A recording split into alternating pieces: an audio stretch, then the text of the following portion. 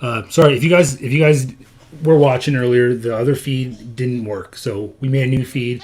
And for those just tuning in, hello, Saturday service, previously the Sunday service. We have the crew here. We're gonna reintroduce ourselves because I'm not public again. Yeah, of course I am. I'll fix that. But anyway, the crew. We have Courtney. Hello, Courtney, for the second time. Hi. And we also have Desmond for the second time. How are you again? Pretty good. Okay, we're jumping back in it. It's now public. This is my shining face here. If you're watching it, I have both feeds. I'm gonna pull up some cases, some not evidence of what we're talking about. Kind of fact check us as we go. But hello, today's topic is going to be voter fraud because I've seen a ridiculous amount of voter fraud claims from again logical people that I think have good opinions, but on this one I think you guys are off. And I also want to preface it that I'm attacking your opinion, not you. I don't think the person you're not a bad person, right?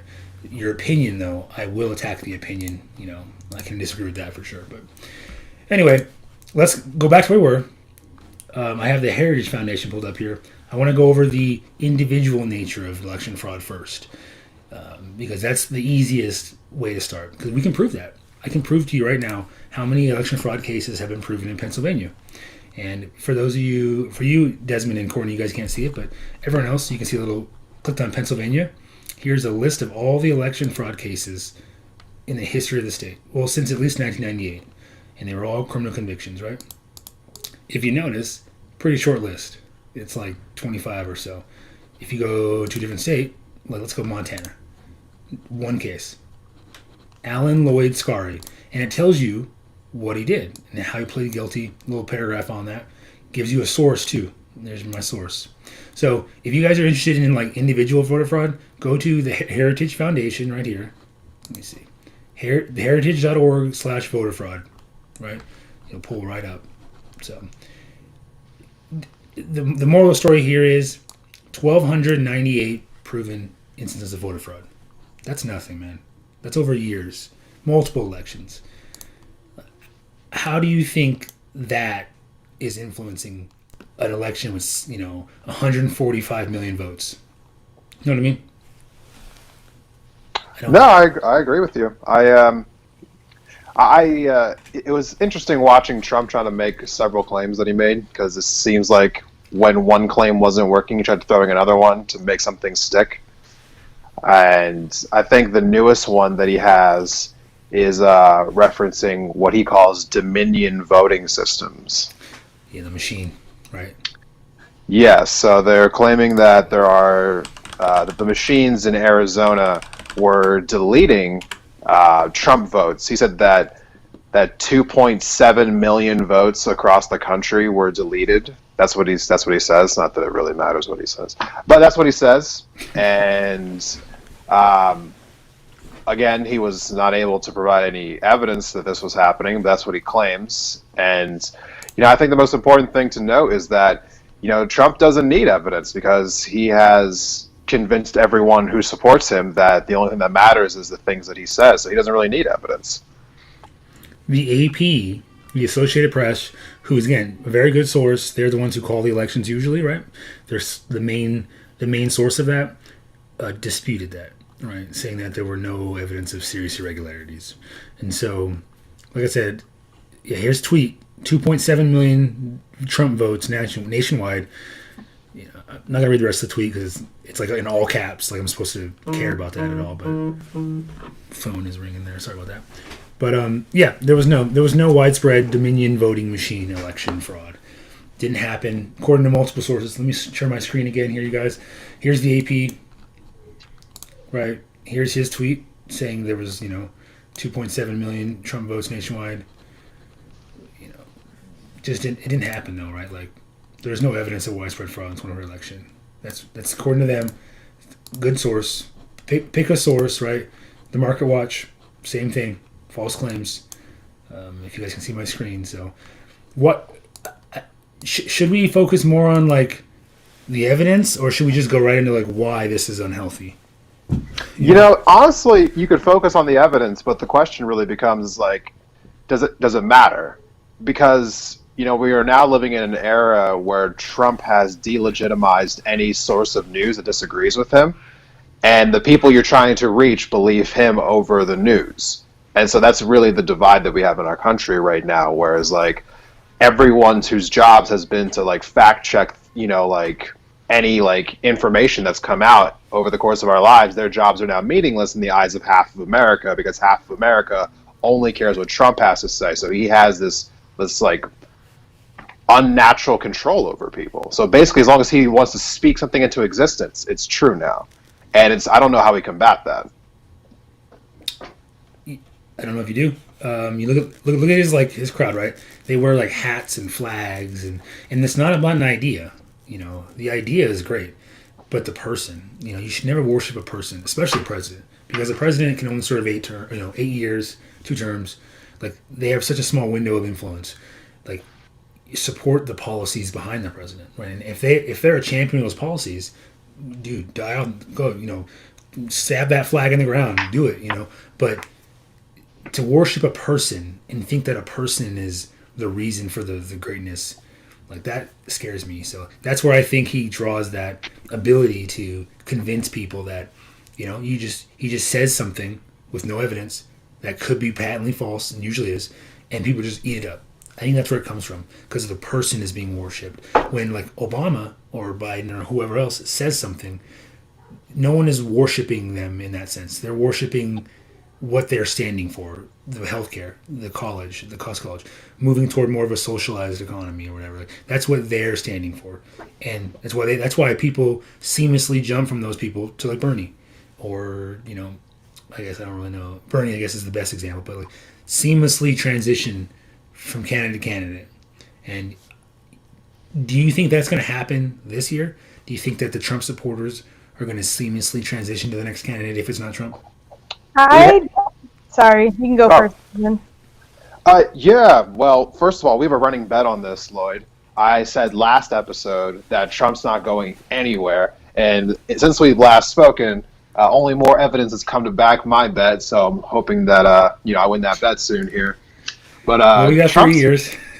Trump's not going anywhere. In fact, I heard that he's planning on announcing his candidacy like the day of Biden's inauguration, just to steal the limelight from him, which would be, quintessentially the most Trump thing that Trump could do. So, I don't see there being a transition. I really don't. I also heard that he's interested in starting his own media company to rival Fox, because he's so upset with them calling Arizona. Apparently he's going to do it. We'll see if he does, but it sounds like he wants to do it. And I mean, he also wanted to buy Greenland, right? I'm interested in or something, right? I'm not interested in Trump's media network, but I mean, I think the right definitely does need something to challenge Fox. I don't understand why Fox is the only like major right news corporation. I think it's because more people support progressive ideology than conservative ideology, right? That to me is what it sounds like. Right? Like, every year, the Democrats get more votes than the Republicans. Even if they lose the election, they seem to get more votes, right? And so I think more people as a whole agree with that. But if you look at Fox News, it gets twice the viewership CNN does, right? And I think that's partly because, again, it's eating up the entire audience, whereas CNN's distributed amongst ABC, CBS, right? Or even YouTube, because young people that are progressives don't even have TV nowadays. But, Fox has got a stranglehold on that market. Like, they're the Nike, right? Nike shoes of conservative media. So I have no idea how he's going to get away with that. But Courtney, what were you saying earlier before we interrupted you? Oh, when you're talking about the seamless transition, I was just going to come with, I don't think so. I don't think there's even going to be a seamless transition. Let's say if somebody who's not Trump wins the primaries in 2024. And I think that has a lot to do with like the ideology behind a lot of conservatives, especially the evangelicals, as we've seen, are super supportive of Trump. And you even see pastors who are out there, and they can lose their funding by promoting a candidate, and they're promoting Trump. Some of them are even calling him basically the second coming of Christ. Yeah. So I think like it literally is almost a cult mentality, and it just is. It's called toxic leadership and toxic followership.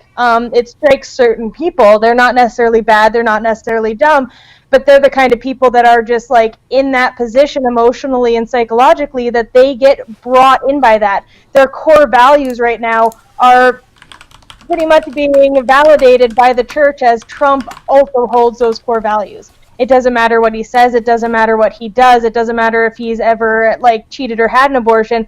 That's not his core values anymore because he is like being backed and almost promoted by the church on a national level, especially when you see these mega churches talking about politics these days. So I pulled up an article while we were there. Trump has told allies he'll announce 2024 candidacy as soon as Biden certified winner. That's what I said. Yeah, I don't want notifications. Go away. But I know it sounds cool now. Like I said, I know. But when Biden is president for 4 years, Trump is not going to be relevant. How relevant was Hillary Clinton in the last 4 years? Hillary didn't try to be relevant. That's the difference, Lloyd. How relevant was Biden last 4 years? He didn't try to be relevant either. He I also didn't try to be relevant, Lloyd. Following. Name me one Democratic individual who's been relevant.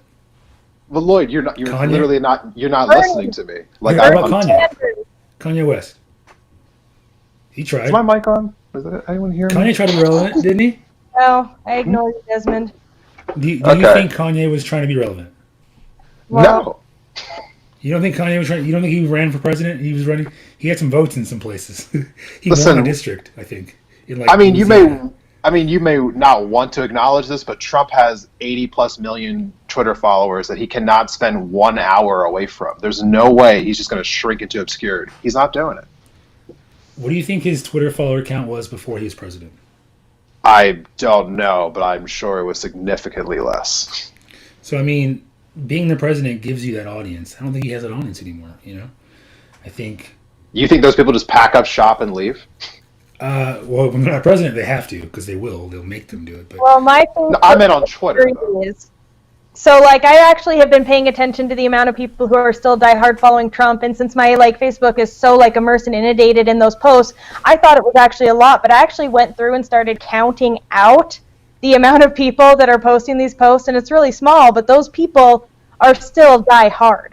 Like, they're definitely the minority of my friend group, so we're the people who are posting Trump stuff, period, and that's probably just because of who I am. I guess I attract certain people, maybe.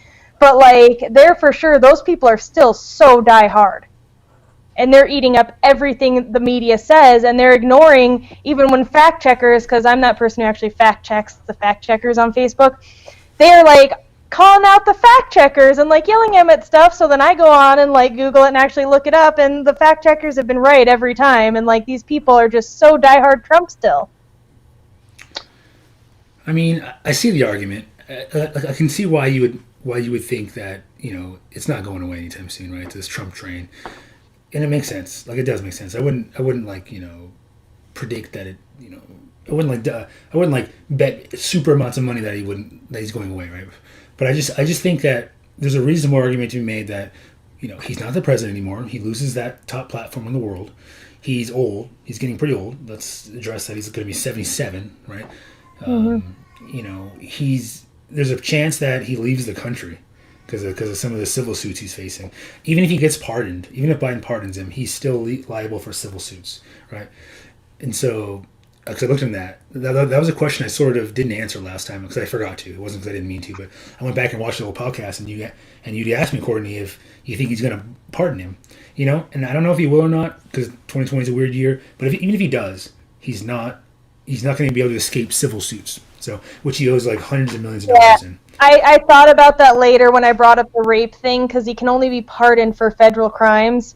Yep. So I'm back on the platform that is of my bandwagon of its tradition. I can see them doing it. I'm okay with it because those are state suits and he will still be tried. Yeah, there's no way around those, unfortunately. Yeah. And so, yeah, to answer the question, like, there's a good chance that he's not relevant in 2024. We have 4 years of lawsuits, you know, of dirt coming up from his candidacy, his age, his platform just weaning. He already loses a large part of his platform because he's not the president anymore. His tweets no longer go to the top of the list, right? You know, he's not on TV anymore. He won't have the primetime slots anymore. Yeah. So I think I a large part of his candidacy he loses. I think, yeah. Well, I don't know about losing it as much as I think the thing that will keep him from running in 2024 is if he gets arrested and has to do jail time, or if he, as a lot of conspiracy like Nutmars have said, he like flees the country after he loses. Let's be real. He's a billionaire. He's not going to jail. I mean, Yeah. only one billionaire in our lifetime has been in jail, and that was Epstein, and he had to do like atrocious things to go to Yeah. jail. Billionaires don't go to jail. That's the way it works, right? Like, That's true. It's just they like own the jail. claims we see people in jail for selling a little bit of weed for their whole entire life, but somebody, devastates the bank accounts of 80, 100 people, and they have to get like that big to actually do it. If you bankrupt a few people with your Ponzi scheme, you're going to get away with a fine, or people Well, even cheating. the stock market crash of 2009, Yeah. they didn't really go to jail. They didn't get punished, really. Yeah, Cou- or couple the insider fines. trading, especially the very clear insider trading that we have seen with this COVID, and nothing's been done about it. Well, it's funny. We have the law for felonies, right? $1,000 or more, or whatever, right? That's what a felony is in most places. Well, what about like hundreds of billions of dollars or trillions of crashed economy? Does that count as a felony? No. Surprise, So. Slap on the wrist, maybe. Another little topic that we probably should go over is the special election in Georgia. Have you guys been following that? Yes. Speaking of that, you said, Courtney, the insider trading for COVID. One of those congresspersons is running. One of those senators is running for that The seat. blonde, I can't think. Kelly Loeffler. Yep, Yeah, she was part of that scandal where they sold information off and didn't get in trouble because they're above the law. She's also worth about $500 million. Yeah. She owns a WNBA team. She's balling. So she probably wins, right? Incumbent, rich. Yeah. What Yeah, about no, you guys? I'd have to imagine so. I mean, honestly, I think the runoff elections, Republicans usually win. Like, I think every single time in that state, and I just don't know that enough Democrats are going to be enthused enough to come back out to the polls, which is why you see so many Democrats like literally going down to Georgia. I saw that was it Andrew Yang's going down to Georgia? I guess like Chuck Schumer is going down to Georgia. AOC's like moving to Georgia.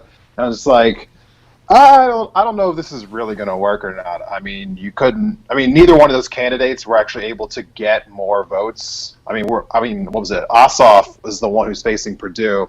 He was still like, I think he was like 150,000 votes behind Purdue. I don't know how he makes up that total this time around. And Warnock, they had 4 people in that race at the first time around, so hard to say how that's going to turn out, but they need both of them to win, the Democrats do, in order to take the Senate. So, if Ossoff can't overcome 150,000 votes this time around, I don't know that it really matters. So I'm probably going to put something unpopular out there, but do we really want, we all know how much I love Mitch McConnell being the Senate Majority Leader, and by far I'd rather have the Senate than the House just for that reason. But do we really want one party in control of everything? Because they're both corrupt in their own ways. They both earmark bills to being unbelievable, throwing tax money at people and businesses that don't really need it, making these fake contracts that basically nothing gets done, but these people get these mega contracts. Both parties are capable of it. Do we really want one party in control? Then they're just going to push their agenda over the other agenda. I think what we should be focusing more on is better candidates. I would say to that, I don't know if it matters, because the last stimulus bill that passed, it passed House, Senate, and presidency, right? And so that was bipartisan corruption. I think if you did it again, you'd still have the same corruption, just not partisan. I don't think it changes much. The $1,200 we got, the American people got, was 6% of that budget, right? Oh, no, I understand that. I'm saying that you get the corruption on either side. You get more of what the left-sided lobbies for, giving insane amounts of money to hospitals rather than giving a sane amount of monies to banks, which actually both sides do banks. That's a terrible thing. But let's say bailing out the coal industry that's barely afloat and hasn't had new contracts in so many years, my whole point is like maybe we should be a little less focused on like, oh my God, we need all Democrats in power. Let's do everything we can to get this Georgia election, and focus maybe more on like what AOC has been trying to do with like progressive people and actually just get us better candidates. Well, I'm going to push back on that. I think that you do want one party in power because unfortunately the two-party system has done nothing to work with each other. I don't know what's wrong with Democrats and Republicans and why they refuse to do anything bipartisanly, but the thing that pisses me off the most is that when we have those years of just gridlock that go on, it's like I'd rather something be happening than nothing. I don't want to just turn on the news every day and just realize, well, the Democrats and Republicans refuse to work together again today, but we're still paying them hundreds of thousands of dollars every year. I mean, that headline drives me insane. And the last time the Democrats had the majority, they were able to get the Affordable Care Act passed. I mean, some people hated it at the time, but it's helped a lot of people in this country. I mean, I would hope that a lot of the things that Biden claims that he wants to do, and time will tell if he does them or not, but a lot of the things he wants to do sound like reasonable decisions. A lot of them were taken off of Bernie's platform, which I supported somewhat. So, I don't know. I mean, the Republicans just had the majority in all three phases in the House, Senate, in the White House from 2016 to 2018. The world didn't burn down. I think we'll be okay if the Democrats are in power for 2 or 4 years. I'm going to echo what he said. I'm going to agree with essentially what Desmond said because, like, I think without a majority, people don't agree. You just don't get along. I wish that we could have, bipartisan support, but that's not how it works, right? Without the Senate, Mitch McConnell has pretty much made it clear that he's not going to work with people. He's like overtly said that, right? Like, and then you have the same thing with like Nancy Pelosi. Nancy Pelosi pretty much says like she's not going to work in the same sense that you think she would or she should. And so without that majority, without that three check marks, you're not passing bills. And we either have a broken, corrupt system that nothing gets changed in, or we have a broken, corrupt system where they add more broken, corrupt systems that might be better, I guess. I don't know, like, yeah, not a win, but there's just no way to pass bills without all three. Yeah, I can agree with you on that aspect. I'm just saying with how we pay our money, I feel like our money would be better spent lobbying for better candidates. I think we can do both at the same time. Yeah, you can do both. They're not mutually exclusive, right? Yeah. And so, like I said, I personally am a huge fan of AOC. Like, not her policies. I'm not a huge fan of the policies so much. But as a human being, I think she's a wonderful individual. And I wish more people were as bright-minded as she is. And is at least... and appear to actually care about the American people and is actually putting forward ideas that might work instead of just sticking with the same stuff that doesn't work. Yeah. Yeah, I honestly wish that the Republican Party had like their own, like, I guess, like progressive movement, not like progressives on the right, but just like a faction of their party that was pushing it back against their establishment. Because right now you have just like certain members of the Democratic Party who are saying, hey, the Democrats suck, we need to fix this party. But no one on the Republican side saying, hey, the Republicans suck, we need to fix this party. I agree, and when you see a leftist doing that, you see that they're normally younger people who come from diverse areas, like being a person of color, coming for poverty, stuff like that. But then when you see the Republican young people coming in, they have like the same colluded, like dark conservative Tea Party, like distorted views. Do you think? I think there is a faction. I think like Tea Party's one element. Like they're far more right leaning than they're supposed to be. But there's also Never Trumpers. You have a bunch of those. Yeah. You got like I said, my lawyer here in Great Falls. He's a Republican, and he didn't vote for Trump because he's a disgusting individual. He thinks, and so I think there is like a pushback. I just think that, like you said, Trump's army is just so massive that it seems like his influence is so powerful that it seems like there's no resistance to it. But I think there is. Do you mind if I cut in with a point? This is actually, like, I forgot about this because I was actually considering this the other day because we always see the Trumpers saying they're the silent minority or majority, right? But, like, I think they're just the loud minority. And I didn't think about this when I said that because I was actually considering this the other day because most of, like, the, like, level-headed conservative people I know, they don't support Trump. They never supported Trump. They think Trump's disgusting. They're like, oh my God, I'm a diehard conservative, but there's something wrong with this guy. I think they're just like the silent majority, though. I think it's the minority of people who are actually like, Trump. But I think we're just like so slammed with that media coverage that, like, just like me, I tend to forget about it, not think about it, and think it's everybody. but I don't think it is. Well, I mean, the numbers are hard to argue with. I mean, if by silent minority you mean 49%, because that's what the popular vote, like eventually broke down to, is 51 to 49. Still a minority. I mean, Well, it's you're not counting non-voters. Yeah. Well, it is honestly not. I hate to say it like this, but non-voters don't matter because Yeah, if you're not gonna get involved in the process, then it doesn't really matter what you think. But that's not necessarily true without the lifetime, because I know people who just didn't vote because they either didn't like Biden or didn't like Trump and did not want to vote for the other party. And instead of, voting third party, they just didn't vote at all this election. Right, but what I'm trying to say is, like, if you're not willing to cast a vote for someone, then any political power that you might have is zero. So, but I mean they count the numbers because overall they're people who normally would vote.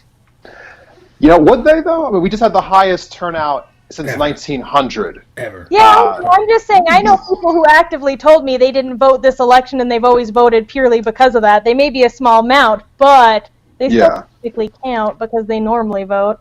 I don't know if they didn't fill in the presidential bubble, but they just told me they didn't vote. So I don't know if they didn't vote, period, or if they just didn't vote for a president. I think we're arguing semantics, right?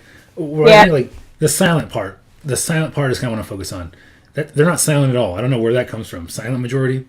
They're loud as crap. That's what they wear flags and they hats. I know. And they put banners over their house. Problem with it, because I think that's one of the number one reasons people are believing in this voter fraud, is because I know people who wholeheartedly support Trump. They believe in the fraud, and they believe they are the silent majority. They think that, you don't hear that many Trump supporters, or maybe you don't see them that much out, supporting him at his things, but you are the far majority, and I think that, plays into part of why they believe in voter fraud and stuff, is because they can't understand how, 60 to 70% of Americans did not vote for Trump. It, does not make sense to them. It can't even, cross their mind. I know people who, that is, almost a thing they embody is, how did he win? There's no way. We're the majority. I think it's even more relevant how he got votes. Yeah, there are people on the left that are like, oh, no way. They're in the bubble. Trump can never win. And then he gets 70 million votes. Mm-hmm. That's, I think, even more relevant. The left is the one who got caught off guard. I think the right was fully expecting to win 2016 and 2020. Even though they were projected to lose, they were expecting to win. And it was the opposite of the Democrats. Democrats were expecting to win, and they never expect to lose. And they're no one will vote for him. A fraction of these votes either time. They were convinced that nobody would vote for Trump, and I feel like a lot of people didn't do enough. The second time was the one. That was the one. 2020. No one saw that coming. I mean, unless you're a Trump supporter, I guess. But 70 million people voted for him. 73. 73. Yeah. I didn't see it coming. He has gotten 10 million more people to vote for him than he did in 2016. 10 million. So, I mean, you can't just sneeze at that number. So, we can... So, all the things that we thought about, before the election were Biden's going to win in a blowout. Wrong. Wrong. I think what really it comes down to is that, I think as a country, people who don't support Trump just do not fully grasp just how popular he really is. Just don't grasp it. Well, Desmond and I were talking about this on a phone call. We were talking about actually watching Trump rallies and seeing how actually convincing and effective he is. And I feel like a lot of Democrats just never saw that. So they didn't understand what actual grasp he had and how actually diehard these people are. And that, there are numbers and numbers of people that, believe him and would, die on a sword for him. And he is actually just not, a bumbling idiot like he looks on Twitter. He is very convincing at those rallies.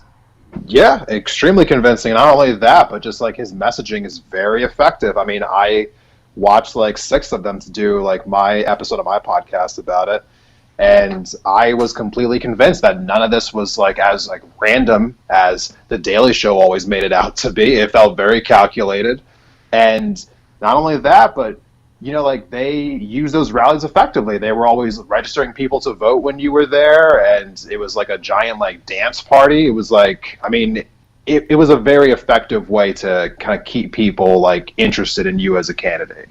So, yeah, the Trump influence runs deep, and that's another reason why I just have a hard time believing he's just going to give that up. I mean, it sounds like I also heard other reports that he was planning on continuing to do rallies. even Yeah. after he leaves Yeah, office. I heard that too. Well, the thing is, I've done a lot of research into leadership this semester, and like when I was talking about toxic followership, 50% of toxic leaders to work is the followers. So he does stuff by like making people good. He talks down on people, the kind of people who aren't at those rallies, to make them feel better about themselves. He finds other people to blame for their problems. Stuff like this, people with like low sense of self or people who don't feel like that they have control, people like that tend to fall for toxic followership, and I mean that on either side. People who are diehard tend to be those people with that are just prone to that kind of cult mentality, and he does very well at being the toxic leader that goes through and he like ticks off everything. Like, you don't like abortions? Me either. I'm going to stop abortions. Those poor babies. Or you are better than those poor people. Those people are bums and lazy. I mean, you barely work a part-time job and you're half the time, using welfare, but you're not them. Those people below you, those bum losers below you who don't even work a quarter time, those are the losers that are keeping you poor. He's good at it. That's pretty good. You did a good summary there. That was a pretty good little summary.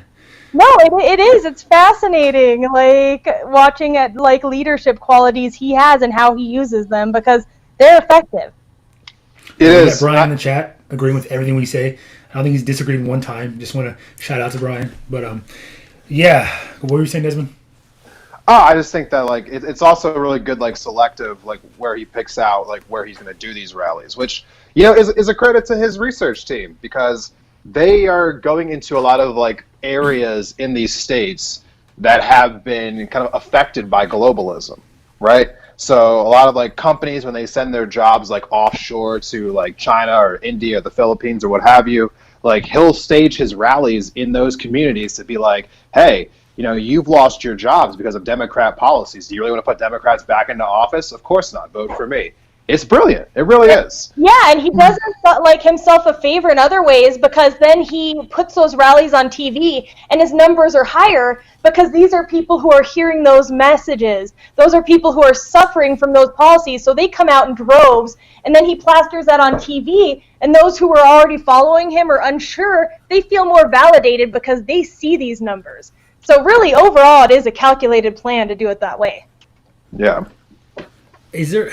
There's nothing wrong with globalism, right? Like, do you like the fact that Amazon costs, dimes on the dollar? It's way cheaper to get some spice, cumin or something. Like, we would never have this global economy if we didn't have globalism. Like, globalism is not a bad thing on its face value, right? Like, I really enjoy the ability to have tacos one day and then a burger and then Mexican food or Chinese food, and then I can get like African food, anything I want.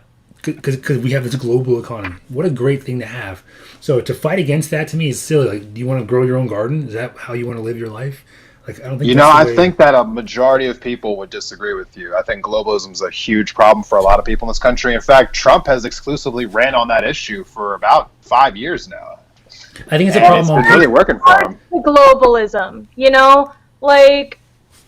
It's not black and white. I know this is like my favorite line, but there are parts of globalism are good and there are parts of globalism that are very harmful, especially to people who make their living off of stuff that we can get elsewhere cheaper. I think what people disagree with globalism, I think a lot of it is misunderstood. Like, same with like the UBI, right? Like Andrew Yang explained that when he says UBI, conservatives are like, oh my God, you're going to end the world. But if he just calls it the freedom dividend, he pulls way higher. I think globalism is the same thing. If you actually understood what globalism is, you use it every single day. You don't complain that your shoes cost less money. No one complains. In fact, I don't think anyone would pay more for the shoes than they would have to. They enjoy that. You enjoy having an Albertsons and a Well, Walmart. also some people can't. Like, some people do like take pride in going to their local store and paying more for like local stuff and local jams. But just in the state of our economy and our average like income, some people can't do that. They just can't afford it. Right. I think you guys are missing the point here. You're arguing about the abstract forms of globalism. I'm talking about concrete things with the sense of like when he goes into these towns and talks about globalism, there are communities all over this country that were built around manufacturing plants. Like the entire economy, kind of like Great Falls, is kind of built around the military base, right? Detroit, if that were to leave, yeah, Detroit. Well, not only the refinery. So those aren't permanent citizens. Our actual permanent citizens here, they do rely on the refinery. And if we go green, my brother is seriously concerned about his job. That's what he's Right. qualified to do. That's So what I'm trying to say here is like, a lot of these communities are built around this idea that, like when these jobs got shipped offshore, their communities died and Yeah. the Democrats didn't do anything to help them in their minds. And Trump just comes into those communities and says, see, Democrats shipped your jobs away to China. Now you're broke and you're on opioids and you don't know what's going on. I'm going to save you from all of that. I'm not going to tell you how, but I'm going to save you from all of that. Yeah, no. The Democrats No. are not going to do that. Okay, I see that. I see I that. do understand that. I'm just saying there are positives to globalism, and he is using concrete stuff, and like a lot of them have been damaged by it. But there are things that can be done, like the idea of UBI would actually be beneficial to those kinds of people who are devastated by globalism. Trump doesn't have to give them the truth. He just plays into the fears they already have, and that's good enough for him. I guess what I'm getting at with globalism is there's deeper than that. When you say that the manufacturing jobs, those jobs wouldn't exist without globalism anyway, because those parts coming from Korea, Taiwan, China, they're cheaper and they're keeping that factory running in the first place. And that's always been the case. That factory wouldn't exist without that cheap, source of parts, or Mexico or whatever. Like, it's always been there. Sure, the manufacturing plant is in Detroit and the cars are eventually assembled there, but the car door comes from. Did I lose? Oh, my screen went to sleep mode because I guess I didn't jiggle my mouse enough, but I gotta change that. Can you hear me still? Yep. Yeah. Okay, cool. But anyway, that was my argument. Like, globalism is so much deeper than just like your factory's in Detroit, therefore you're not global. That's not the way it works. Yeah, and you're touching on something that's really important that I think like Andrew Yang was kind of talking about, the various interviews I've seen him in since Election Day, which is that Democrats are terrible at messaging. He was saying that Yes. Republicans are really So great bad. about framing the message, and like I was saying before, they're framing the message around like your, like way of living is going down because of Democrats. Democrats have done nothing to combat that messaging. And so really what the Democrats need to do is just explain why like some of these policies that they're promoting are good for people in their way of life, which they just haven't done. I mean, as of right now, the Democratic policy just hasn't been really framing around like why these policies are going to make your life better. One of the big problems. Go ahead. Sorry. No, go ahead. That's one way, like bringing it back to UBI. That's one way you could bring it back, because if like Democrats could market better, they could talk about obsolescence, because not all of these jobs and towns were devastated by just jobs going overseas. Some of it was obsolescence. So when you come about and talk about that and actually talk about how your policies work, What is obsolescence? so it's becoming obsolete. Okay, I was like, that's a huge word. I don't even know if I knew what that meant, but go ahead. Sorry. So jobs and stuff have become obsolete, basically. So we've been propping up the coal industry. The Republicans have. That's like a big supporter for like West Virginia for why they support Republicans. And some places, just even with them propping up the industry, it's become obsolete. They've lost their jobs due to obsolescence. Like if you're making candles and you get lights, they're going to be obsolete for a while. Something like Typewriters, that. manual transmissions, Yeah. non-digital clocks. I don't see these memes online. Kids can't drive a manual. Like, well, who cares? I think Democrats could like target their message better and like key it to stuff like that and be like, hey, I understand that you guys would lose 4,000 in coal jobs, but we could do this, this, and this. Or I understand that you feel like the foreign policy lost you this, but we're trying to like use that money or whatever we've saved from it and try to like do this with our policy. I also think Democrats are terrible at marketing like their policies and their I'm gonna ideas. push back. They're actually not bad. The problem is Fox News is even better at changing the definition of words, right? Like socialism is not a bad word. Socialism, social security is like the word social is in the phrase. Like no one cares. But They if also use the wrong words. Social Well, democracy is way different than socialism. But yeah, they do. Well, Fox wrong News. words as well. Fox News takes a word and they change the definition of it. They're like socialism. It means communism. No, it doesn't mean that. But Fox News is so powerful at doing that. UBI, it means free handouts from the government. Not really. Like it's kind of how it works. But they change the name of it, or they change the definition of a word. And so when you use that word, it polls badly amongst conservatives, right? And so that's one of the problems. Is they're playing this cat and mouse game where you say UBI and they say UBI is socialism. And then they say socialism is bad, so you have to change UBI to freedom dividend, right? Like, it's this back and forth of like changing the definition of things until the ideas are all the same, but you just like sort of put a bad connotation or a good connotation on it, and you just keep passing it back and forth between Fox News and conservatives and progressives, right? That's the problem. They're not bad at doing it in the first place, but it just gets modified in the process. You know what I mean? I don't know. I think they're kind of bad at marketing because, like, even when we'll use socialism as an example. So, like, we all know we should know there's, like, a difference between socialism, everything is socialized, and a social democracy. So, like, a lot of Bernie's ideas lean on the social democracy side. But, like, even CNN, MSNBC, I don't think they did a good job of even, like, talking about how they're different. I think they were so much on the, like, offense trying to, like, combat what Fox was saying. They didn't even, like, take the time to tell people what was going on behind these ideas so they had, like, time to listen. But I do agree that the Fox News and their rebranding of words or, like, misbranding stuff, you know, is equally as harmful. I think they're both huge factors in the reason people believe it, because I've straight up, like, showed people definitions online, showed them conservative economists talking about it and still defining it the same way as me, and they're like, nah, that's not what socialism is. So, Okay, how do you argue with that? It's hard. I mean, honestly, it's about where you trust your information. Like, once again, it's coming right back to the beginning. I mean, Tucker Carlson right now, his monologues, I guess, are the most watched thing on a weekly basis than anything else on cable television.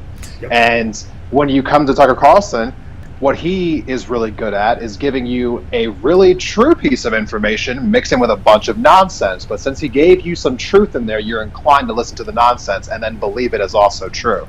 And so you're able to kind of manipulate people's feelings that way, especially around things like socialism. I've noticed a lot of times they use oversimplification in that way. I don't know if any of you have been, you know, unfortunate to watch PragerU videos, Prager University. So they do the same thing, or they oversimplify it. They'll start out with a fact and then oversimplify everything behind it, even though, like, the fact was true. At baseline, if you don't think about it, what you said was true, but that's not actually how it happens or how it works scientifically afterwards.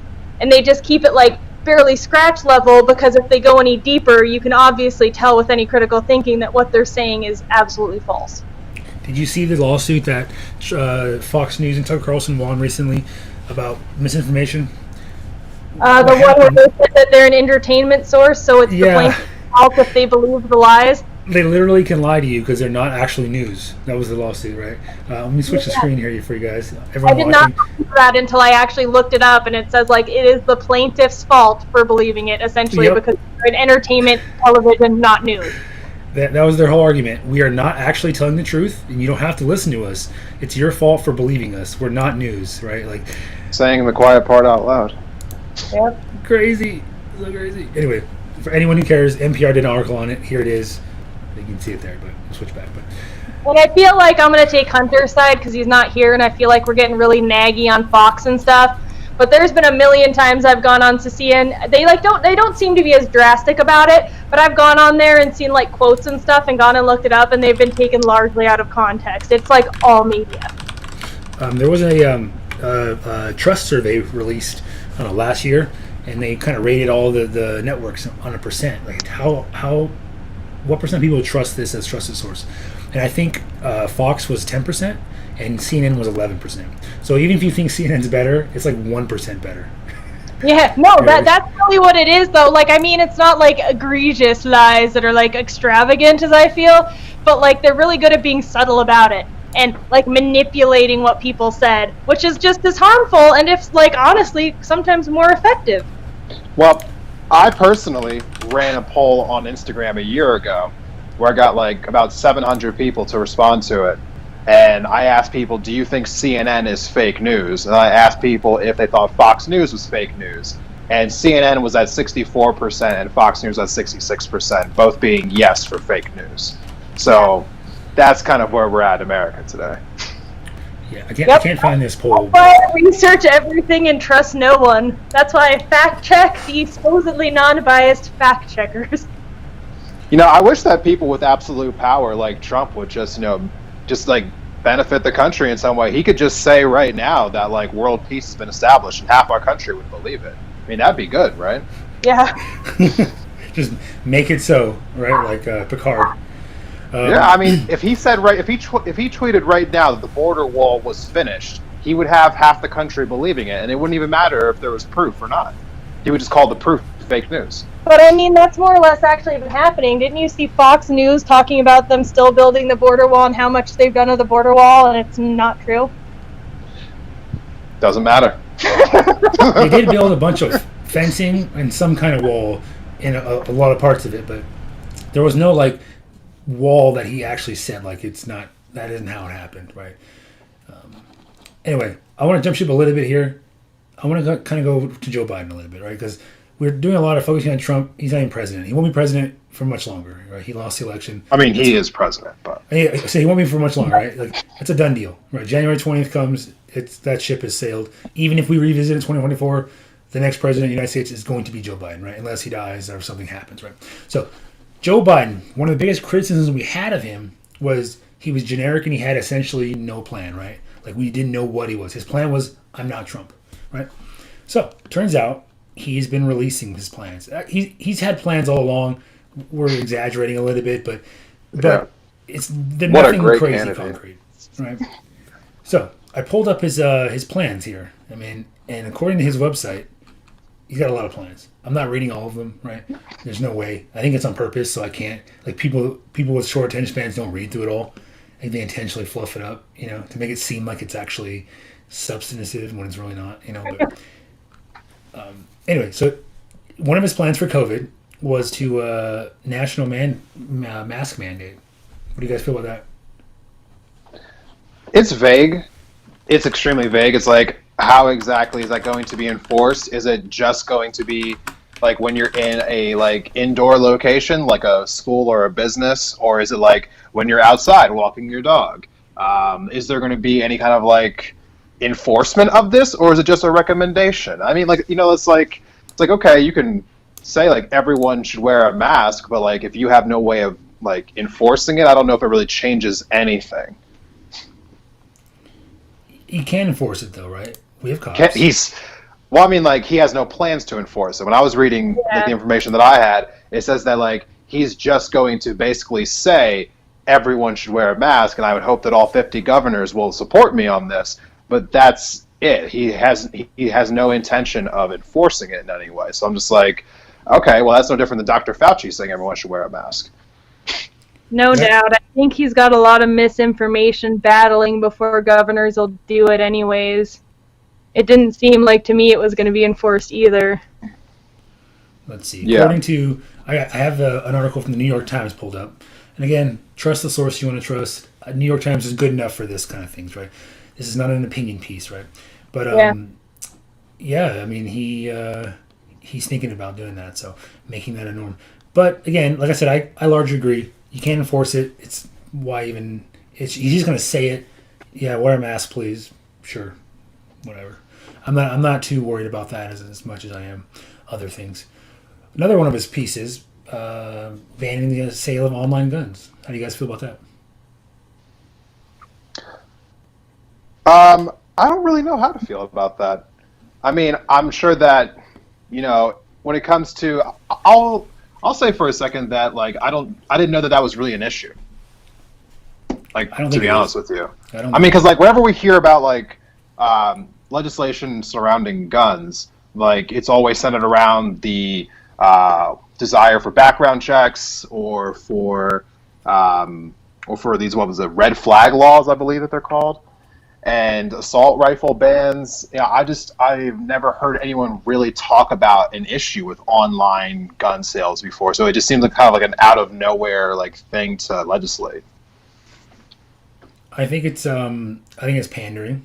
I think what he's trying to do is he's picking the lowest hanging fruit of gun legislation. Like he's like finding some obscure thing that no one's really going to complain about, and then like saying, "Oh, look at this! I'm pro gun regulation," when in reality he's not. You know what I mean? Or he's also. I took it to Lloyd. What's up? I kind of feel the same way because I feel like when you actually look at the majority of people, even like liberals, most people don't actually want to take your guns, but there is that like loud minority who's like, take their guns, and I think he's pandering to them too, without like even trying to attack guns, because it's in the Constitution. They're not going to rule against guns. It's just not going to happen. Guns aren't going anywhere, by the way. Just so you guys know. That's American way of life, right? I guess that brings us to the Constitution in general. Like, the Second Amendment is literally an amendment on a piece of paper written like 250 years ago. Why do we like follow it so fervently when it's clearly so outdated? Not just the Second Amendment, just amendments in general. There's an amendment about fine being no more than $20 or something. Like, what?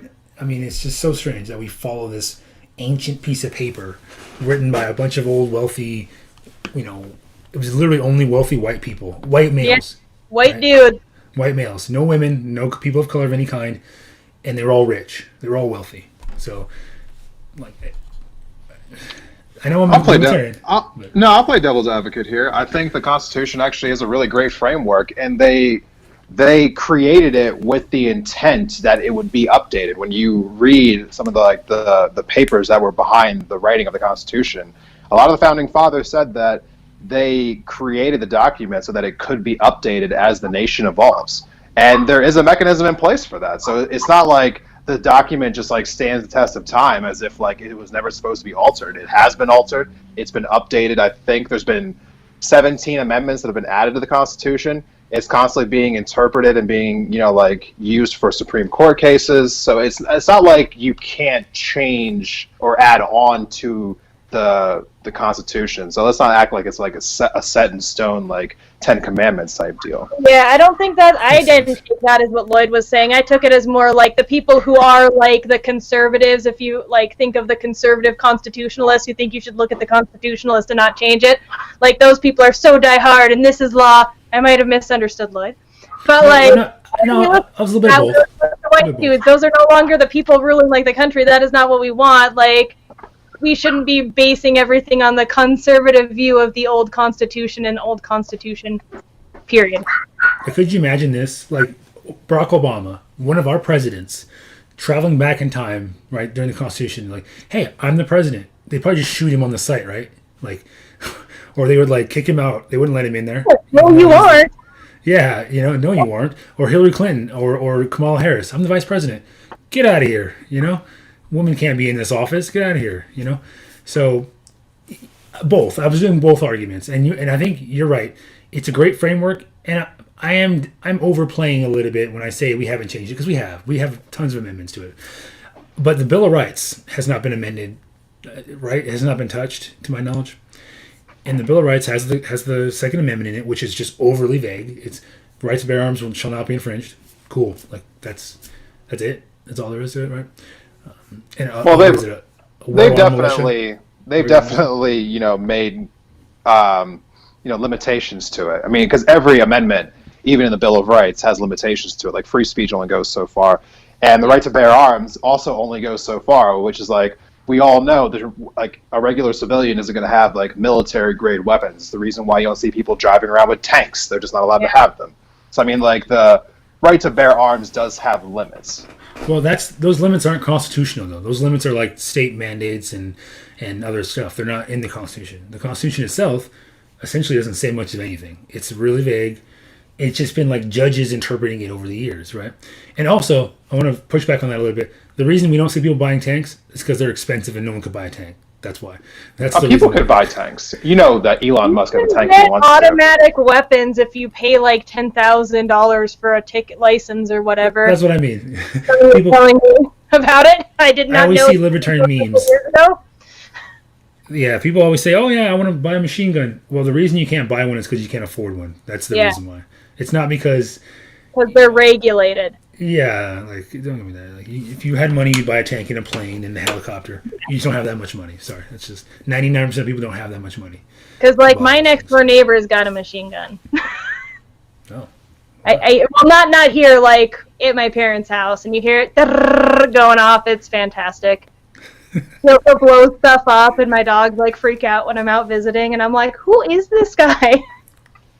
Libertarian. No, I don't know. Probably an Republican. Engineer who works for a mining company in Peru, and he's actually been stuck there since COVID. Oh, wow. Yeah. All right, back on topic a little bit here. So, chat, we have some people agreeing with this on banning of online gun sales. Because, I mean, if you've been in Montana, you can just buy a gun from anyone anytime. There's no regulations against like personal sales. You have to follow all federal laws, but those federal laws do not apply to like personal sales. So, Yeah. full disclosure, that's how I bought my gun, personal sale. I just knew the guy, he gave me the gun, right? And that was a great thing. You know, obviously I'm not shooting up schools. I feel like I'm a sane individual, but I can see a world where you're concerned about that. The idea that you can just go online, dark web or whatever, and just pick up a gun. You know, buy some ammunition, get a gun. Anyone Well, can do it. I'm a numbers person, so I haven't had time to look, so I just don't know how big of a problem it was. I know for a while everybody was saying like a big thing was illegal sales out of trunks at NRA like conventions, but I've never really heard anything about a big problem being like online gun sales. So I'm actually just ill-informed, and I think that determines my decision, because at baseline I don't really see anything wrong with like a little more like protection, especially like I don't see how the people who are like, oh my god, voting online or voting through mail would be like the end of the world. It's not safe, but you can buy a gun that you can kill people with is also, but that's safe. But like I said, I'm not super informed on the topic, so that's just my rant of I don't know anything. I think why you're not informed on the topic is because it was not a topic. I think it's something he threw in there to pander to people on both sides. You know, he's hoping that conservatives won't notice, and he's hoping that that super progressives will notice and think he actually cares. And it'll be the exact opposite. You know, Jobs. pandering is what it is to me. So. Also, fun fact, machine guns are banned in America. They were banned in 1986 by Ronald Reagan. Okay, well, it's an automatic weapon. It shoots fast enough, right? Yeah. Pay for a license on one. Like, somebody was explaining it to me. Maybe not a machine gun, but definitely like a big automatic weapon. Yeah. Well, to me, it's like a non-dairy creamer. Has milk in it, by the way. I don't know if you knew that. Like, there's literally non-dairy creamer. It says non-dairy. And you go to the ingredients, it says contains milk. Okay? Like, it's just words. Machine gun. It's a word. Like, I can just take a non-automatic, put a bump stock on it, and, like, now it's automatic. But now bump stocks are illegal. No, they're illegal too, right? Yeah, they got banned by Trump. No, but like, did that kid lie to me? Because he got in like some big thing and even looked up something for me about how you can pay like $6,000 to $10,000 for specific licensing so you can get these guns. No, I think you're right, because like there's also a distinction between like a gun that's like an automatic always, or a gun that is semi turn into auto, right? Like automatic fire is not what's illegal. Online, like the actual stuff. So unless he was going to crack sites, because I didn't want to argue, so I'm like, whatever, I'll believe it. But like, I was like, oh, I didn't even know that was an option. I'm pretty sure it's semantics. You can still buy automatic weapons, because automatic weapon does not mean machine gun, right? Yeah. I think there's like, you know, the SAW, the M249 or the Mark 40, whatever machine gun of your choice, right? Those are actual machine guns. But you could just take another gun, make it automatic, and not call it a machine gun, and it's legal. I'm pretty sure that's a rule you can skirt of sorts. But again, I haven't fact checked that either. So if you're listening to me and you hear that, fact check me, please. I won't die on that hill. If I'm wrong, I'm wrong, right? But Me too. And now I want to know if I was scammed by someone. we'll definitely do some research in the coming weeks here. But is there anything else of Joe Biden's plans you guys are aware of? I mean, he's had a lot of things like that are. It's hard to know what his plans actually are, because he just talked about things in theory. Like the one thing he talked about was the public option, right? In fact, like when I was doing my like final research for one of my episodes leading up to the election, I was on his Twitter page, and he had a link in his page to his desires for how to implement the public option and what exactly it would look like. But again, like he didn't really spend a whole lot of time running on that issue, so I don't know if he's actually going to go out and implement it. But that might be. I posted his vision, by the way, joebiden.com/joe/vision or -vision, right? I put it in the comments if anyone cares. Was there anything on healthcare on it?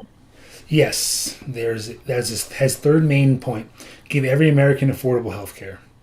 Okay. If you click on read more here, because like I remember my mom was paying for 3 people, like goodness, it was like 16,000 twice a year or 3 times a year.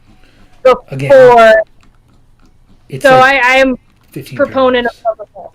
It's like 30 paragraphs. I'm not reading all of it, so That's please fine. go. No, I'll read it. I just wanted to make sure it was on there before I took the jump.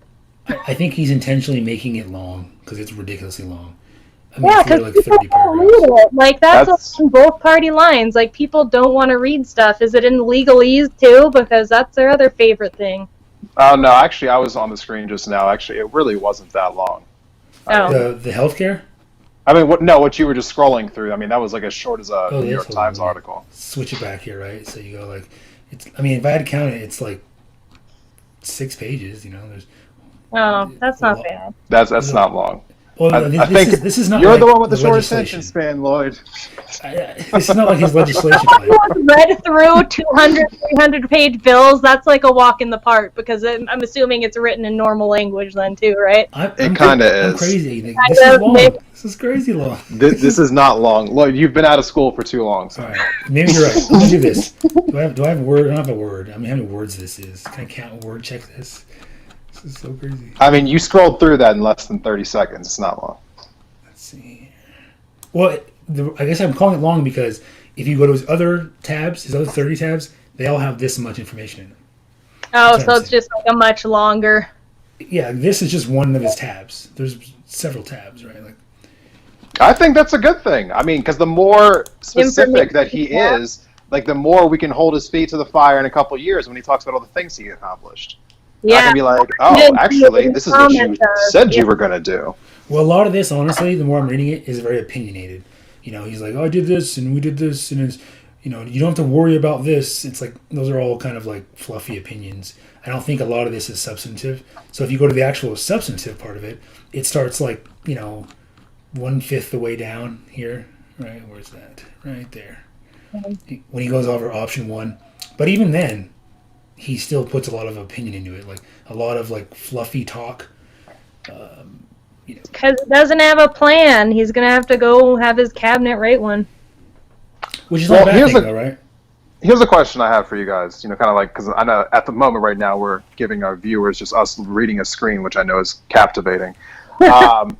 So when we talk about Joe Biden being the president, if he doesn't get that much accomplished, is it fair to criticize him for the things he doesn't get accomplished, or do you make excuses for him, saying, "Well, he had Mitch McConnell in the Senate, so I guess it wasn't his fault"? Like how do you guys feel about that topic in particular? Like, do you hold the president accountable no matter what, or do you give him leniency? Well, so Trump, somebody made this point. Trump has like used his executive order right a lot more than any president we've had recently, and that's like where their main power is. When you actually look at bills that come up in the House and Senate, like most of the time it's like everybody there came up with the idea, the people that work for that senator drafted it, goes into that committee, yada yada yada. So I feel like a lot of the bills we get are like mainly a product of our representatives. To answer your question, Desmond, I would say it depends. If you look at Trump, when he said the border wall, he was like, "We're going to build the wall. We're going to make Mexico pay for it. I'm going to cancel the debt. Factual, write it down, put it in your bank account," right? And he was so cocky and arrogant about it, and he was so concrete, you know, this is going to happen, and then it didn't happen, right? And the claims themselves were often ludicrous. "I'm going to end the debt. Give me a break." Like, come on. And so when you say those kind of things and they don't happen, yes, I'm going to criticize you for it. His plan on like, what's a good one? Like, make China a fair trade with China. I don't think anyone's really criticizing it. We've kind of forgotten about the tariffs, right? We don't even remember those really. Like things that are like, you know, reasonable and they don't accomplish. Hey, that's what happens. But when you say something like, "We're going to build the wall and make Mexico pay for it," you damn right. In 2020, I'm going to look at you and say, "Hey, did Mexico pay for the wall?" That's what I thought. You know what I mean? So it depends. No, it's a fair thing. I'm sorry. Go ahead. No, you can go.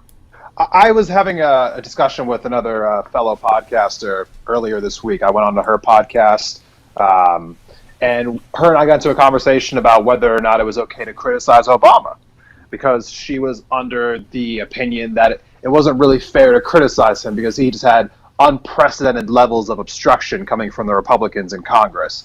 And I pushed back on that idea because I don't want to treat either like any president as if like they have some special circumstance. Like I blame Trump for the things he didn't get accomplished. I blamed Obama for the things that he didn't get accomplished. Having a divided government is a part of the job.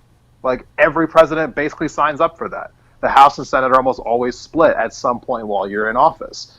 And so I think presidents really do need to be held accountable for the things that they promise, because they're promising these things knowing that they're going to have a divided government. And when they make these promises and don't deliver, I think it's nonsense. They could turn around and be like, oh, well, it's that other party's fault. They just didn't work with me. It's like, no, you didn't work with them. And that's on you. And that's fair. I wholeheartedly agree with both your statements, but I don't think you can throw out like the Senate and like House's involvement in that. They should all be blamed.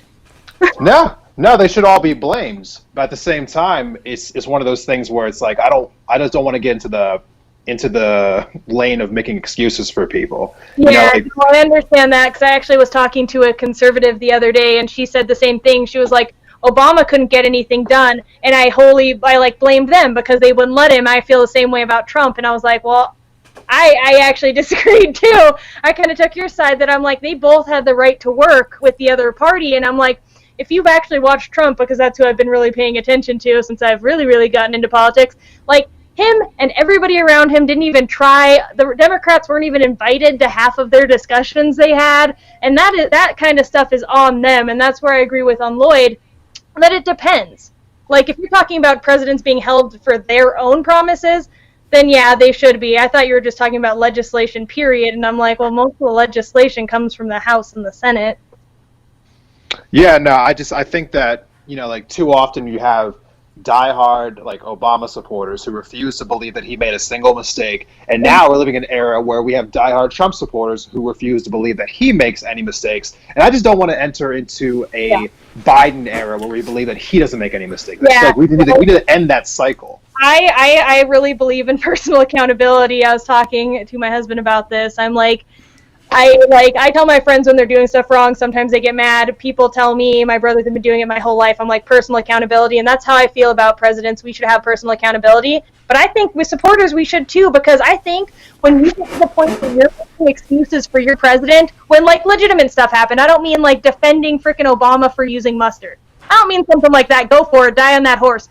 But if you're finding reasons to like defend your president when they did something wrong, then maybe you should look at yourself, and you're probably a fanatic and you're not thinking rationally. Let me push back a little bit on this, right? What is one of Obama's biggest criticisms of his policies and stuff, right?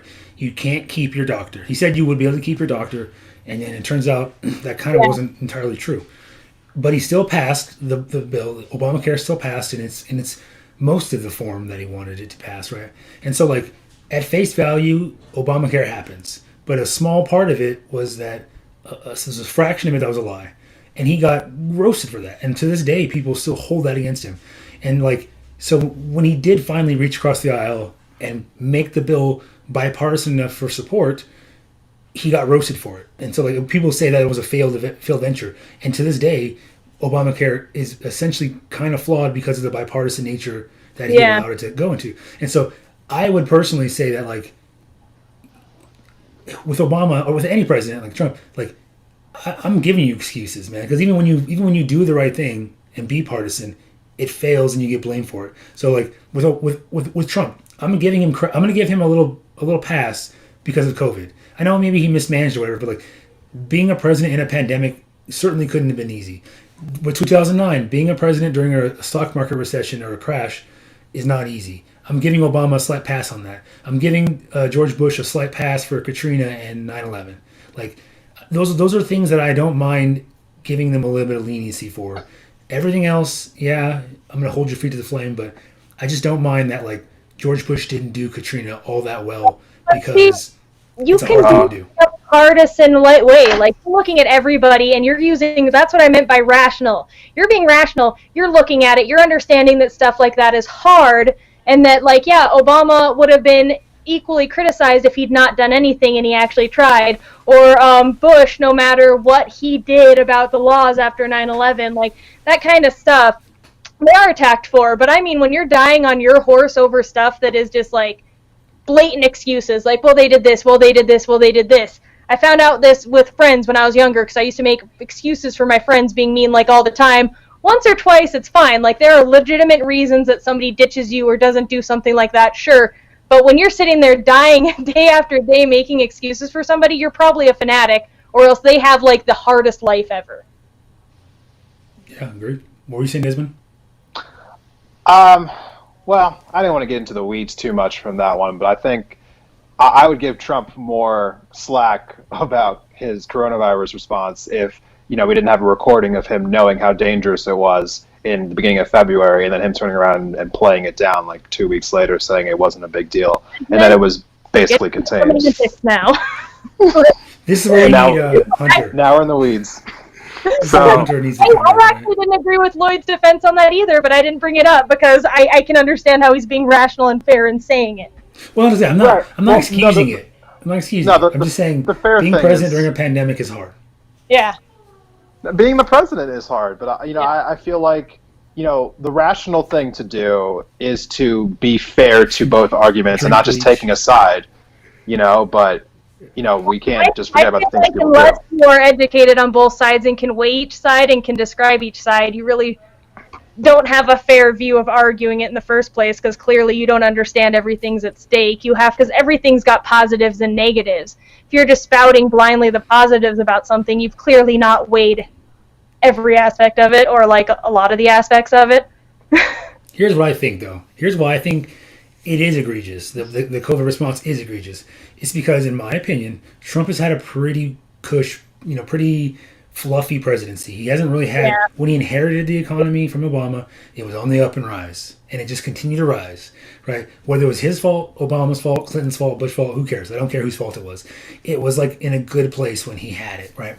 And so he had a very easy job for a long time. And then when it finally came time to be a clutch president, Jordan, Game 6, with COVID, you missed your shot, So maybe you're right. Maybe I'm giving him too much leniency on here because I think he did he mishandled it when he had the ball, but when he was up 30 points, he was doing fine, right? Yeah, and even if you excuse the beginning that maybe he actually was scared of a big response, he is still not wearing masks. He is still having people outside. And I'm going to put my little plug in as a big public health person. You can literally look up photos, and we actually did this in one of my science classes, so I know it works.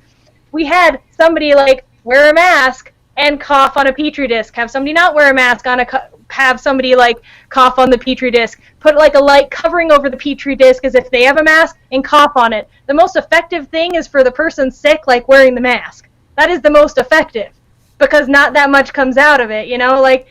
Masks work, basically. You can look it up. You can look up the petri disks. And he's still dying on the horse that COVID isn't a big deal. I understand that we make mistakes, but he had a million chances to make it better in his response after he gained information. That's my big thing with it.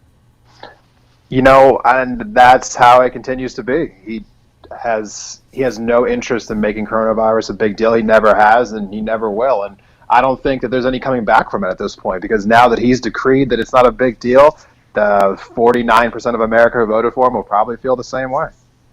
Let's be clear also, we're not debating masks because that's science. That's conclusive.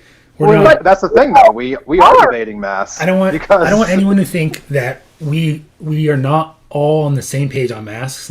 If you're watching this and you question mask efficiency, I don't know if I'm talking to you, honestly, because I just don't. The science is out on that. If you don't believe it, I don't believe you have the ability to believe it, or you want to believe it. You're not going to believe it, right? It's conclusive. Masks are effective, and they're more effective when you both wear one. There's just no way around any of that, right? So, like I said, I want to be very clear that I'm not even going to go down that road. I don't want people to think that I'm going to enable that conspiracy that masks are not effective, because I'm not. I'm willing to die on the hill that masks are effective. Right. Yeah, I've just been seeing it a lot lately. They're well, why don't you wear your mask? And it's but the person sick needs to wear the mask because a mask on you blocks less than you wearing a mask. So if I'm coughing in your face and you're wearing a mask, you're going to get a lot more particles than if I'm coughing in your face and I'm wearing a mask. That's just how they work. It's been proven, and I've just been seeing so many posts that are not necessarily arguing that masks don't work, but they're arguing, well, why don't you wear a mask and I don't have to? Because the true efficacy is both parties do, because you don't know who's sick. And the sick person needs to be wearing the mask. Preferably both parties need to be wearing the mask. Well, let's go back to something you said earlier about the coronavirus, right? Like, just about the conversation earlier about like, should we excuse him for that? He caught the virus, so no, he's the president. He should never have caught the virus.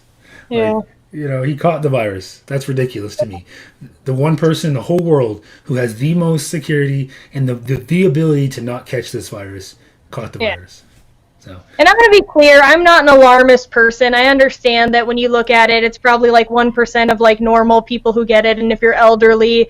And I see a lot of immunocompromised, but fun fact, if you have high blood pressure, diabetes, or heart disease, you're also in that high-risk group of dying of COVID, and most people just don't acknowledge that. But anyways, so they have like a 6% rate of dying. So I'm not saying like everybody's dying, but just from looking at the hospitals or the hospital I personally work at, we don't have beds. We're about to enter the season of car wrecks, of RSV and the flu, of people committing suicide, and all those people often end up needing a bed, period, which we don't have, risking their life with COVID if they have to go in when they're already in a compromised state, and ventilators. All of those people often need ventilators, and we just don't have them. So people are going to be dying of stuff that we can easily, like, cure, or else we're going to be letting people with COVID die. Other states are doing that. Arizona, Texas, Florida have all turned away people and let them die because they've given the vents and beds to people who are likely to live. All right, let's broaden that a bit then, right? Because that walks it in. So you do think it's fair to like hold Trump super accountable for this, like because it's the effects of it are affecting people every day, like your everyday people. Absolutely, like I understand that he wasn't prepared. But like the thing is, he took away things we had. So when I was in school, we had this great thing called the pandemic playbook that you could access online. He got rid of that. He got rid of our pandemic response team. He got rid of all of our pandemic stuff. Like, so first of all, yeah, he didn't see it coming. We haven't had one. Whatever, maybe we can forgive him for that. Let's be nice. Then he knows it's coming and he knows it's serious. He doesn't want to cause like a huge like outcry, so he doesn't do anything. Fair, but it just keeps going from there and snowballing while he's like spreading COVID himself. It's like, sir, I can understand maybe in a time of weakness not doing the right thing once or twice, like I've said, with making excuses. But when you're just sitting here and just basically saying to heck with it, I'm gonna like you're liable. Mouse went dead the air again, but okay. Quick question. I want to keep this topic going because you're doing some good stuff here, right? You compare this to like 9/11. Are you very familiar with like the 9/11 situation, like just how that all worked out? Yep. Are you asking us if we know how 9/11 happened? Well, no, like just like the intricacies of it, like how we went to war, we declared war, or whatever, blah blah blah. Like I know 9/11 happened, obviously we all know that, but yeah, but like, you mean the aftermath of we knew who did it and we went to, and like Bush's handling of it versus Trump's handling of COVID-19, because like they're similar, right? Like obviously it's not easy being a president during 9/11. Some really, really tough choices need to be made about American security, about global policy, safety, terrorism, whatever. Like I sort of give George Bush a pass on that because it just wasn't easy. Yeah. What about you guys? Comparing it to Trump's pandemic response, especially, like he mishandled that to me. Sending troops to like places they didn't be and then keeping them there. Like, we didn't know about that, but we didn't know that was going to be a bad thing until, like, 10 years later, right? But we knew we sent them to the wrong place. Well, the WMDs, right, that was a weapons of mass destruction. Okay, was a big mistake. That's a different, like, issue. Right now, when we went about that, we were acting like we were addressing the current terrorist attack threat. I remember having this exact conversation back in August, and you told me that this wasn't a fair comparison because I made this argument. Well, if I did that, then I walk it back because, like, the more I look at this response, like Courtney's opened my eyes to it a little bit. Like I said, I thought, yeah, no one could be president or no one could really pilot the ship well during a pandemic. But then when you break it down, like, to a fractal level, yeah, like, there's a bunch of mistakes that could have certainly had large impacts, like a domino, right? Like, the dominoes fall. So I don't think the Bush thing is exactly fair comparison with the aftermath. Maybe the part where he knew Trump just continued, but that would be like Bush knowing that the terrorist attack's coming, doing nothing. Then hearing that these 2 planes are going to be taken, doing nothing. Hearing the Pentagon and that the freaking Twin Towers were going to hit and then doing nothing. That's essentially what Trump did. That's what I mean. You summarized it good for me. That's what I was talking about. Like, to me, I feel like that is not fair. I think, like, I'm comparing it because I want to show that, like, I do agree with you now that, like, Trump pretty much mishandled this pretty well. I think that now. That's my opinion now. Maybe I'm. Well, there are some 9/11 conspiracies out there that said that they all did know. Well, yeah, there are, and but it's just like that's exactly what would have happened for like the same blame to be on him, because like he even hushed the CDC. The previous director of the CDC said, to heck with your guys' jobs, you guys need to do the right thing, because from the beginning we knew that it was probably airborne, which means you need an N95 to keep yourself from catching it.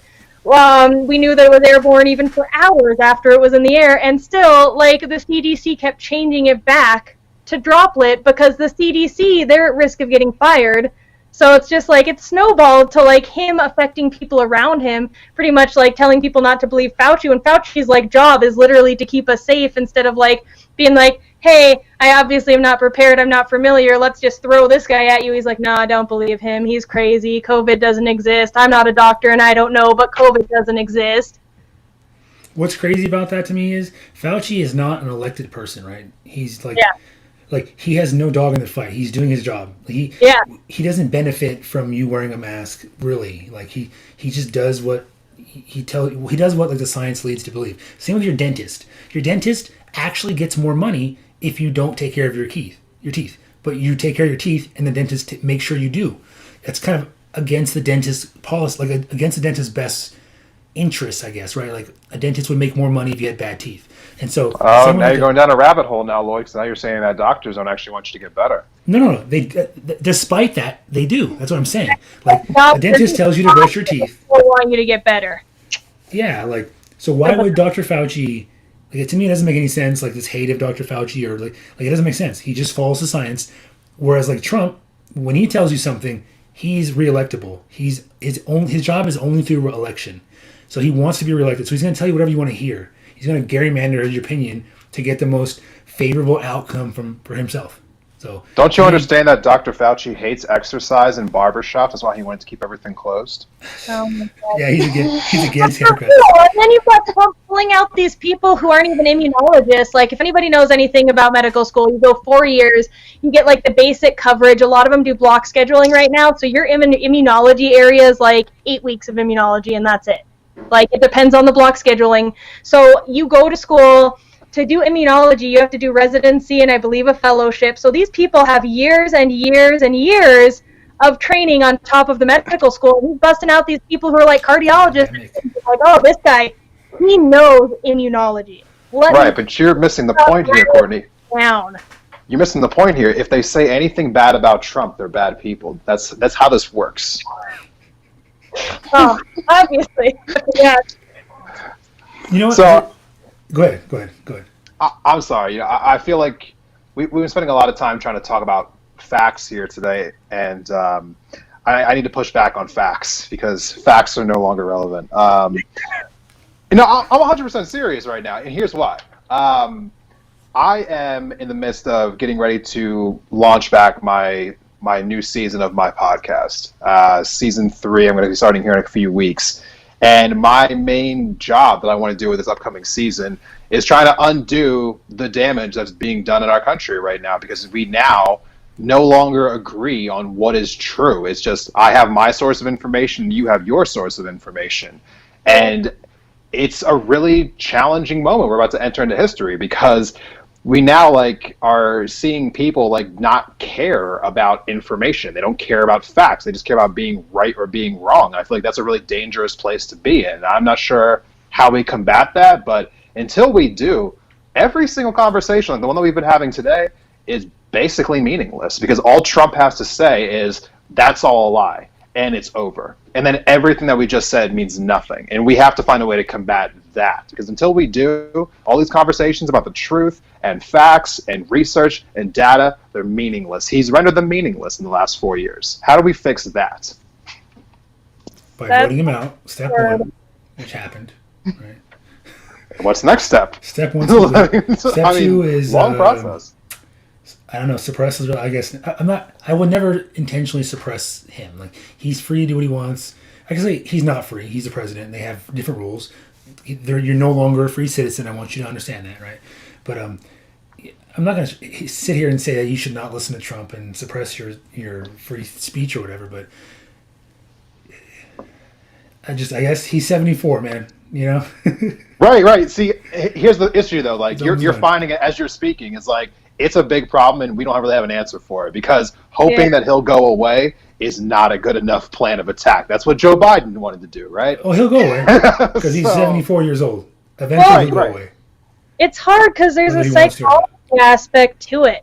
So, like, the same type of people, according to research, because I'm the nerd who took a bunch of psych classes I didn't need, the same kind of people who believe stuff and want to be right and will, like, seek out searches to say they're right, like, Confirmation bias. well, there's confirmation bias. That's the second part I was going to get to. But some of them have that weaker sense of self that makes them people who are already prone to cults. You know, so they're the people who are believing it anyways. But unfortunately, what I was going to get to is for the rational people, there's still confirmation bias. There are people who are completely rational, like you and me, who will trust sources because they say what you want to say. Yes. You know what the life expectancy in the United States is? I was 74 years old. It's 78.8, right? 78.9 almost. So we're getting So Joe to that- Biden's dead, is what you're saying. Yeah, we're getting to the point where like you don't have to worry about Joe Biden or Donald Trump much longer. And I'm not saying that to be like cynical, like But it's higher when you're richer. I'm just going to put that out yeah, there. I mean add some years to that, but you're Yeah, to I the mean- point where I mean, Jimmy Carter's still alive, guys. you're getting, was you're my- getting up in age. I'm just saying, like Yeah. no Yeah. that- Jimmy Carter left office in 1980. He's still alive. So, I mean, like, I don't know what hill you want to die on here. He also wasn't a billionaire playboy either. You know, didn't live the life of an extravagant billionaire. Probably doing drugs. You know, sleeping with women all whenever he wants, flying in planes, and doing whatever Hey, he that's wanted what- to do. Right? That's what the second coming of Jesus always does. Gets married several times. Right? Divorce. Yeah. Okay, we're gonna leave it here because we're about that time, right? Thank you, Brian, for the chat. I'm gonna try my best. A little spoiler alert. I don't know if you guys remember we went to school with. There's a doctor we went to school with now. I don't want to spoil. It's a woman, and there's also he works on vaccines. I think you guys know both of them. I think I'll go over this off the air, but like for the listeners, whoever's left. Next week. I'm gonna, or some week, I'm gonna try to get a doctor and someone who works on vaccines on the podcast if possible. 'Cause, what's up? That'd be amazing. Yeah, I really want that. That's a good perspective that we just don't have, right? And so, anyway, any shout outs, Courtney? No, I'm good. Thank you. What about you? I know you have one, Desmond. At least one, right? You know what? I'm going to save it for the beginning of the podcast next time. Oh, yeah. I forgot we were doing that, weren't we? Because it works better. It's all bad. good. I should It's have. all I should have good. asked. Thank that. you. Thank you for everyone listening. And yeah, see you guys next week. Okay, we're gonna end here, guys. Appreciate it.